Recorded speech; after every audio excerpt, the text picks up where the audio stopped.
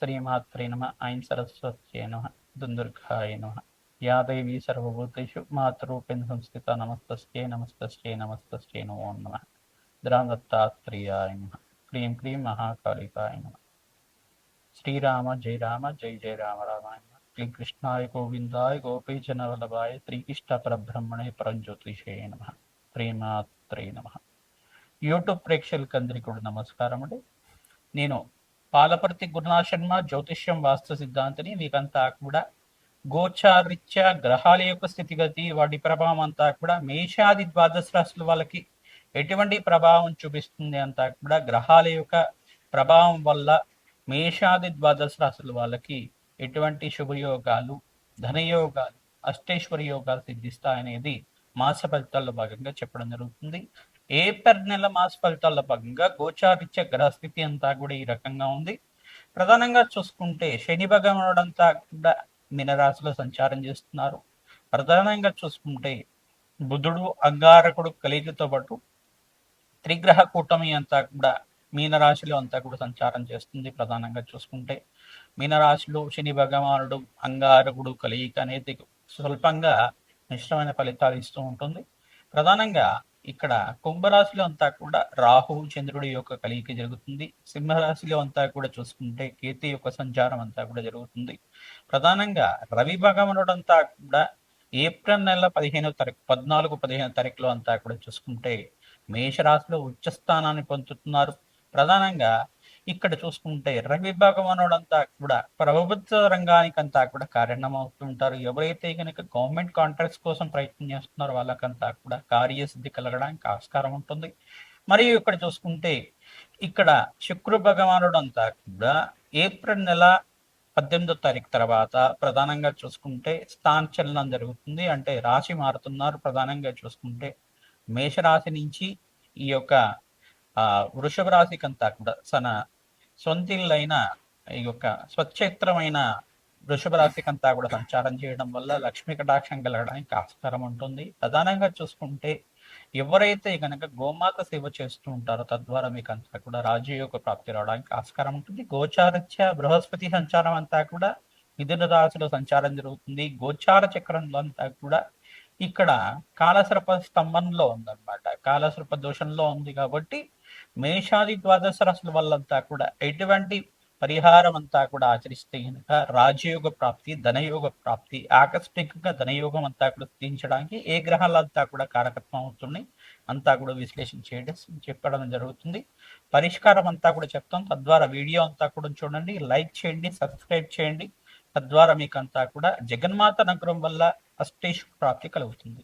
శ్రీమా కన్యారాశి జాతకులకి ఏప్రిల్ నెల మాస ఫలితాల్లో భాగంగా మీకంతా కూడా గోచారిత్య గ్రహస్థితి ఏ రకంగా ఉందో తెలుసుకోవడం జరుగుతుంది. ప్రధానంగా ఏప్రిల్ నెల మాసంలో అంతా కూడా ఇక్కడ సూర్య భగవానుడు అంతా కూడా ఉచ్చస్థానంలో సంచారం చేయడం ఈ యొక్క గ్రహస్థితి అంతా కూడా యోగకరంగా ఉంటుంది. మీకంతా కూడా శనీశ్వరుడు స్వల్పంగా దోషకారిగా ఉన్నారు. మిశ్రమైన ఫలితాలు ఇస్తుంటారు. శ్రమతో కూడిన సంపాదన పెరుగుతుంది. దూర ప్రాణాలు చేయడం వల్ల లాభిస్తూ ఉంటారు. మీరు నూతన ఇన్వెస్ట్మెంట్ చేసుకున్న వాళ్ళకు కూడా లాభాలు గణించడానికి ఆస్కారం ఉంటుంది. ప్రధానంగా చూసుకుంటే నవగ్రహాలకి అభిషేకాది కార్యక్రమాలు ఆచరించుకోవడం, ప్రధానంగా శంకుపులతో పరమేశ్వరుడు అర్చించడం వల్ల మీకంతా కూడా లాభాలు గణించడానికి ఆస్కారం ఉంటుంది. ప్రధానంగా ధవళమైన పత్రం జరుగుతుంది. ఆ ధవళ పత్రంతో మహావిష్ణునంతా ఇక్కడ అర్చించడం వల్ల అఖండమైన శుభ ఫలితాలు పొందడానికి ఆస్కారం ఉంటుంది. లాభాలు గణించడానికి ఆస్కారం ఉంటుంది. తద్వారా ఎవరైతే కనుక పరమేశ్వరుడు ప్రీతికరంగా ఈ యొక్క అభిషేకాది కార్యక్రమాలు ఆచరించుకుంటారో, రుద్రహోమాన్ని ఆచరించుకుంటారో తద్వారా లాభాలు గణించడానికి ఆస్కారం ఉంటుంది. పెద్దల సహాయ సహకారాలు తీసుకోండి. తద్వారా మీరు అంతా కూడా ప్రతి విషయంలో కూడా విజయాలు చేకూర్చడానికి ఆస్కారం ఉంటుంది. మిత్రి యొక్క సహాయాలు అంతా కూడా తీసుకోవడం వల్ల నూతన వ్యాపారంలో పెట్టుబడి పెట్టుకోవడం వల్ల లాభాలు గణించడానికి ఆస్కారం ఉంటుంది. ప్రధానంగా మీకంతా కూడా దూర ప్రయాణాలు చేయడం వల్ల, పుణ్యక్షేత్రాలు దర్శనం చేసుకోవడం వల్ల అఖండ పుణ్య ప్రాప్తి కలుగుతుంది. తద్వారా మీకంతా కూడా అదృష్టం కలిసి రావడానికి ఆస్కారం ఉంది. ప్రధానంగా బృహస్పతి అంతా కూడా మిథున రాశిలో సంచారం చేయడం వల్ల లాభాలు గణిస్తూ ఉంటారు. అదృష్టం కలిసి వస్తుంది. ఖర్చులు కూడా విపరీతంగా పెరగడానికి ఆస్కారం ఉంటుంది. స్వల్పంగా అనారోగ్య సూచన కూడా సూచనప్రాయంగా చెప్పడం జరుగుతుంది. స్వల్పంగా మీకు చర్మ సంబంధమైన అనారోగ్యం కావచ్చు, కొంచెం బీపీ అనేది పెరగడం కానీ, ప్రధానంగా డి విటమిన్ డెఫిషియన్సీ ఉండడం కానీ ఇట్లాంటివి జరుగుతూ ఉంటాయి. తద్వారా మీరు కూడా ప్రతినిత్యం కూడా దత్తాత్రేయ ఆరాధన చేసుకోవడం తద్వారా మీరంతా కూడా సకల గ్రహ దోష నివారణ అవడానికి ఆస్కారం ఉంటుంది. రావి చెట్టు దగ్గర ఆవనీతో దీపారాధన చేసి దేవి కట్కమాల స్తోత్రాన్ని పట్టణ చేసుకోవడం, బెల్లం అంతా కూడా నివేదన చేయడం వల్ల, చీమలకి ఆహారం పెట్టడం వల్ల రాజయోగ ప్రాప్తి కలుగుతుంది. గోమాత సేవని ఆచరిస్తూ ఉండాలి, తద్వారా అదృష్టం కలిసి వస్తుంది. శ్రీమాత్రే నమః.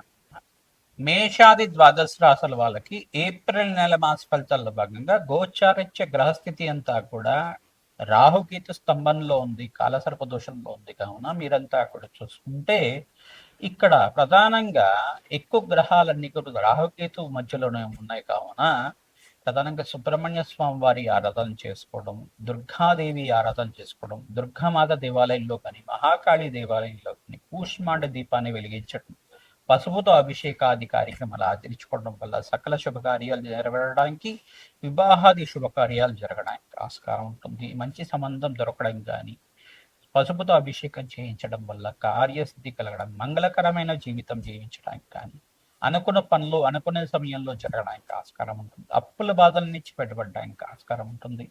నవధాన్యాలతోటి యజ్ఞ హోమాది కార్యక్రమాలు ఆచరించుకోవడం, నవధాన్యాలంతా కూడా అగ్నికి సమర్పించడం వల్ల రాజయోగ ప్రాప్తి కలుగుతుంది.